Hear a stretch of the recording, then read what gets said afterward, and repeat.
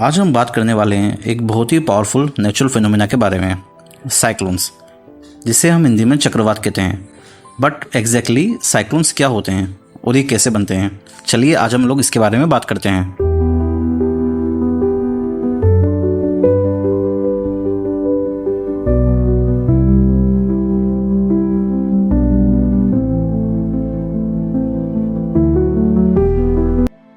अगर lemon term में समझे तो साइक्लोन एक घूमता हुआ हवा का गोला होता है जो वार्म ओशन वाटर के ऊपर बनता है।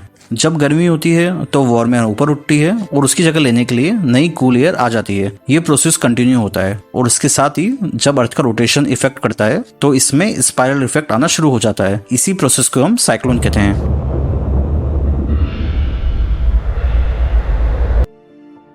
अब हम साइक्लोन के बारे में थोड़ा डिटेल में बात करते हैं। साइक्लोन दो तरह के होते हैं, ट्रॉपिकल साइक्लोन और temperate cyclone. Temperate cyclones frontal nature के होते हैं। दोनों ही साइक्लोन्स के कुछ डिफरेंसेस यहाँ पे दिए हुए हैं।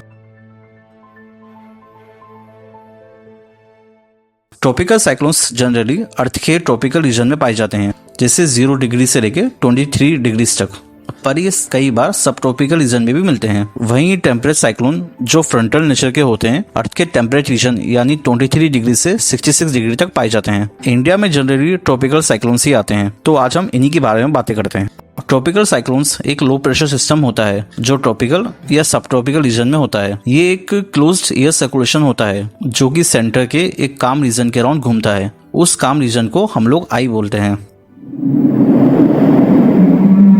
ये सिस्टम बनने के कुछ रीजंस और कुछ कंडीशंस होती हैं। आज हम उन्हीं के बारे में बात करते हैं। सबसे पहली कंडीशन ये है कि लार्ज सी सरफेस होना, क्योंकि साइक्लोन्स को बनने के लिए कंटिन्यू मॉइस्चर सप्लाई की जरूरत होती है। इसलिए जैसे ही साइक्लोन जमीन पर टच होता है तो वो वीक होने लगता है और धीरे धीरे साइक्लोन डिसिपेट हो जाता है। इसकी दूसरी कंडीशन है कि इसका टेम्परेचर 27 डिग्री सेल्सियस से ज्यादा होना चाहिए। जो मॉइस्चर ऊपर उठता है वो मॉइस्चर ऊपर जाके कंडेंस होता है। ये कंडेंस होने से लेटेंट हीट ऑफ कंडेंसेशन निकलती है। ये हीट तूफान को और बढ़ावा देती है। कम टेम्परेचर होने पे लेटेंट हीट कम जनरेट होती है, वो हीट इनसफिशिएंट होती है और इससे ट्रॉपिकल साइक्लोन आगे नहीं बढ़ पाता। अगला रीजन है कोरियोलिसिस फोर्स का होना। कोरियोलिसिस फोर्स के बारे में थोड़ी बात करते हैं। ये फोर्स वो है कि जो अर्थ के रोटेट होने से मूविंग ऑब्जेक्ट को डाइवर्ट करता हुआ दिखाई देता है। इस फोर्स की वजह से कोई भी विंड जो नॉर्थर्न हेमिस्फीयर में होती है वो अपने क्लॉकवाइज साइड डाइवर्ट होती है और कोई भी विंड जो साउथर्न हेमिस्फीयर में होती है वो अपने एंटी क्लॉकवाइज साइड में डाइवर्ट होती है। इक्वेटर पे ये फोर्स 0 होती है और पोल पे ये फोर्स मैक्सिमम होती है। अगला रीजन है इसका मिनिमम विंड शेयर होना, यानी वर्टिकल विंड की स्पीड ऑलमोस्ट सेम होनी चाहिए। अगला रीजन है लो प्रेशर एरिया, जो वर्टिकल मूवमेंट में मदद करती है। लो प्रेशर एरिया कई तरह से आ सकता है। इसका एक रीजन ईस्टर्ली वेव डिस्ट्रीब्यूशन भी होता है। Easterly wave distribution pressure difference का पीरियोडिक एरिया होता है। कभी वो लो प्रेशर में होता है तो कभी उसका प्रेशर हाई होता है। जब वो लो प्रेशर में आती है तो अपने साथ काफी सारे मिनी थंडरस्टॉर्म लेकर आती है। काफी सारे थंडरस्टॉर्म की बर्थ प्रेस की तरह काम करती है। साइक्लोन के केस में ये लो प्रेशर एरिया डेवलप करने में मदद करती है।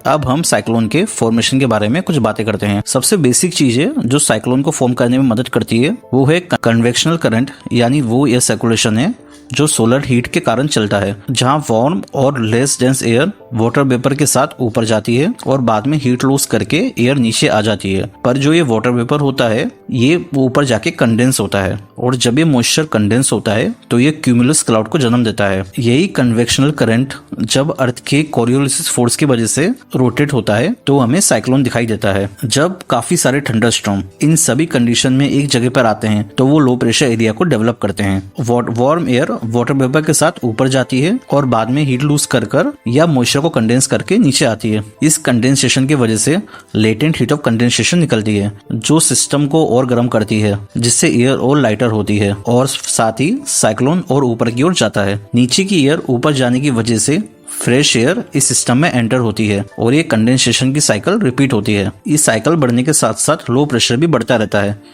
और मॉइस्चर कंडेंसेशन के बाद और ऊपर उठती रहती है। इससे हमें साइक्लोन बहुत ही बड़ा दिखने लगता है।